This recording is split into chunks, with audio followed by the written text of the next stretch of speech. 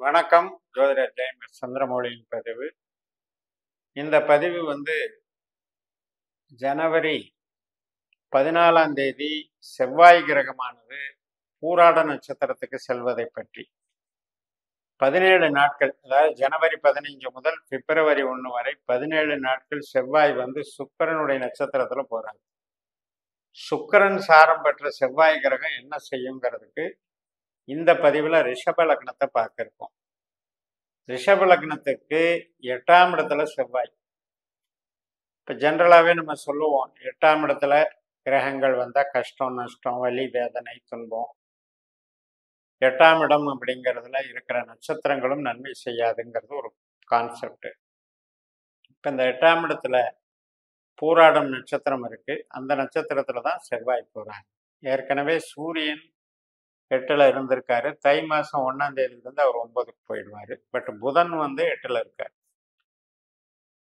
இப்போ நம்ம செவ்வாயினுடைய கேரக்டர் அப்படின்னு எடுத்தீங்கன்னா, எமோஷன் அடிக்கடி நமக்கு அதிரடியாக, நமக்கு உடனடியாக வேலை நடக்கணுங்கிற ஒரு டிசிப்ளினும் நிர்பந்தமும் கொடுக்குற கிரகம். அதாவது நல்ல பிளான் பண்ணி திட்டமிட்டு நமக்கு பலன்களை இம்மீடியட்டாக நான் அனுபவிச்சாகணுங்கிற ஒரு வேகத்தை கொடுக்கக்கூடிய கிரகம் செவ்வாய். ஆற்றல் மிக்க கிரகம். அது கன்ஸ்ட்ரக்ஷனாக இருந்தால் என்ன, நம்மளுடைய ஒரு டிசைனிங் கெப்பாசிட்டி, எலக்ட்ரானிக் சம்மந்தப்பட்ட அறிவு, பூமி சார்ந்த விவசாயம் சார்ந்த அறிவு, மற்றும் ஒரு போலீஸில் வேலை செய்கிறது, அரசு பணியில் வேலை செய்கிறது, ஒரு விளையாட்டு சம்மந்தப்பட்ட தொழிலில் ஒரு ஈடுபாட்டில் இருக்கிறது, இது எல்லாத்துக்குமே செவ்வாய் தான் காரணம். அப்படிப்பட்ட செவ்வாய் சுக்கிரனாக மாறுறாரு. சரி, இந்த சுக்கிரன் நல்ல கிரகம் தான். சுக்கிரன் ஹைஃபையான கிரகம். ஒரு அதிர்ஷ்டத்தை கொடுக்கும், ஒரு ஒரு மகிழ்ச்சியை கொடுக்கும், கலை ரசனையை கொடுக்கும், நீட்னஸை கொடுக்கும். இப்படி எல்லாம் நம்ம எடுத்துக்கிட்டாலும் கூட அந்த இருக்கிற இடம்ங்கிறது 8ஆம் இடங்கிறத மறந்துடக்கூடாது.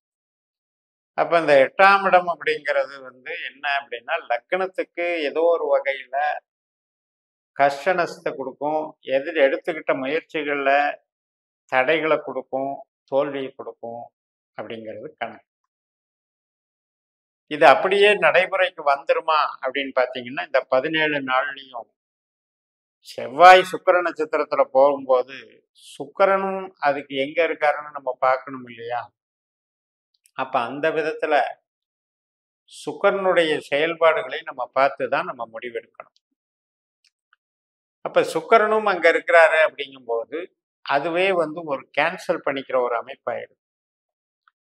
அப்ப 8ல் மறைவு ஸ்தானம் அப்படிங்கிற ஒரு பாசிட்டிவ் எனர்ஜி சுக்கிரன் கொடுக்க ஆரம்பிச்சிருவார். இப்போ ஒரு கிரகம் ஒரு சொந்த நட்சத்திரத்துல, தன்னுடைய நட்சத்திரத்திலே போறாருங்கும் போது அங்க ஒரு நல்ல பலனை தர்றதுக்கும் அவருக்கு அதிகாரம் இருக்கு. அந்த வகையில் இப்ப சுக்கிரனே சுக்கிர நட்சத்திரத்துல போனாலும் அது நமக்கு பாசிட்டிவாகவும் வேலை செய்யும். ஆனால் இப்ப ரிஷபத்தை பொறுத்த வரைக்கும் 8ஆம் இடம் அப்படின்னு பார்த்தீங்கன்னா தொழிலுக்கு பங்கத்தை பண்ணாது. பணவரவு, உற்பத்தி சார்ந்த தொழிலாக இருக்கட்டும், நம்ம வேலை பார்க்குற இடத்துல நமக்கு உண்டான செயல்பாடுகளில் வரக்கூடிய வெற்றிகளாக இருக்கட்டும், அதுல எல்லாம் பிரச்சனை பண்ணாது. பட் உறவுகள் சார்ந்த விஷயம்னு எடுத்துக்கோங்களேன். இப்போ கணவன் மனைவி உறவு அப்படின்னா 7ஆம் அதிபதியே செவ்வாய் தான். 7ஆம் வீடுங்கிறது விருச்சிகம். அப்ப இந்த விருச்சிகத்துக்கு 2ஆம் வீட்டுல இந்த செவ்வாய் இருக்கிறதுனால நம்முடைய இப்ப நம்ம ஒரு ஆணுடைய ரிஷப லக்ன ஆணுடைய மனைவி பேசுறாங்க அப்படின்னாலே அந்த பேச்சுல முன்கோபமும் ஒரு ஆக்ரோஷமும் அல்லது ஒரு அதிகார துணியும் அங்க தென்படும். ஆட்டோமேட்டிக்கா இப்ப என்ன ஆகும்னா வம்பு வழக்குக்கு அது கொண்டு போயிடும். மேலும் மேலும் ஒருத்தருக்கு ஒருத்தர் பேச்சுவார்த்தைகளை டெவலப் பண்ணி விட்டுருவாங்க. ஸோ அந்த மாதிரியான ஒரு சிக்கல்கள் இருக்குங்கிறத தான் அந்த 8ஆம் இடம் குறிக்குது. இப்ப இது அவங்களுடைய ஜனன ஜாதகத்துல செவ்வாய் சுக்கிரன் ரெண்டுமே கெட்ட கிரகமா இருந்திருந்தால் அதனுடைய தாக்கம் அதிகமாக இருக்கும். அதே போல அவங்கவங்களுக்கு ஒரு நல்ல திசாபுத்தி அந்தரங்கள் ஓடிட்டு இருக்குதுன்னா இதனுடைய அந்த தாக்கம் என்பது மைன்யூட்டா போயிடும். ஆனா அவங்களே செவ்வாய் சுக்கிரன் திசாபுத்தியே நடந்து அது கெட்டவங்களாகவும் அமைஞ்சுங்கிறவங்களுக்கு இந்த காலகட்டத்துல இது மாதிரியான ஆக்ரோஷமான வாக்குவாதங்கள் ஏற்பட்டு அது சண்டையில முடியறதுக்கு வாய்ப்பு இருக்கு. ஸோ அதனால உறவுகள் சார்ந்த விஷயத்துல எதிர்வினை ஆற்றும். லக்னம்னா என்னங்க? லக்னம்னா நம்ம சிந்திக்கிறது, நம்ம செயல்படுறது, நம்ம ஆரோக்கியமா இருக்கிறது, நம்ம ஆதிக்கம் செலுத்துறதுன்னு அர்த்தம். நம்முடைய சுயபலத்தை எந்த அளவுக்கு கெடுக்க முடியுமோ அந்த அளவுக்கு அந்த 8ஆம் பாவம் எதிர்வினையா பண்ணுங்கிறது தான் இந்த 8ல இருக்கிற விஷயம். அப்ப இந்த செவ்வாய் கிரகம் என்பது ஸ்போர்ட்ஸ் ஆக்டிவிட்டீஸை இருந்தாலும் கூட சுக்கிரனுடைய நட்சத்திரத்துல போகும்போது இப்போ ஆண் பெண் உறவுன்னு எடுத்துக்கலாம். செவ்வாய் கிரகமும் சுக்கிர கிரகமும். அப்ப இந்த பருவ வயது கிளர்ச்சிகள், அவங்களால ஏற்படக்கூடிய பிரச்சனைகள், அவங்க பழக்க வழக்கத்துல ஏற்படக்கூடிய எமோஷன் அட்டாச்மெண்ட்ல வரக்கூடிய சிக்கல்கள் அப்படிங்கிற முறையிலையும் அதை வேலை செய்யும். அதே மாதிரி தந்தை வழியில பேசும்போது அல்லது ஏற்கனவே பழகின நபர்கிட்ட அல்லது ஒருத்தரை நம்பி நாம செயல்பட்டுக்கிட்டு இருக்கிறோம், அந்த நம்பிக்கைக்கு விரோதமான பிரச்சனைகளை நம்ம சந்திக்கிறதுங்கிறதும் அந்த 8ஆம் இடம் வேலை செய்யும்.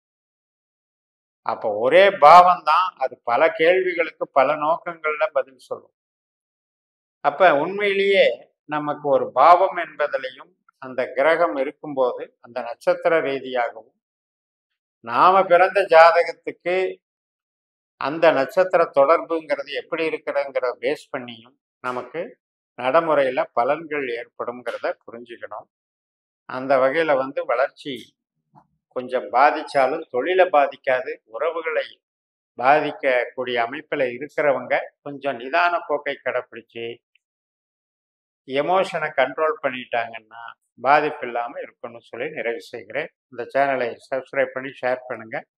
உங்கள் தனிப்பட்ட ஜாதக பலாபலன்களை என்னுடைய வாட்ஸ்அப் நம்பரில் தொடர்பு கொண்டு பலன் பெறுங்கள். உங்களிடமிருந்து விடைபெறுகிறேன். உங்கள் ஜெயம்எஸ். நன்றி, வணக்கம்.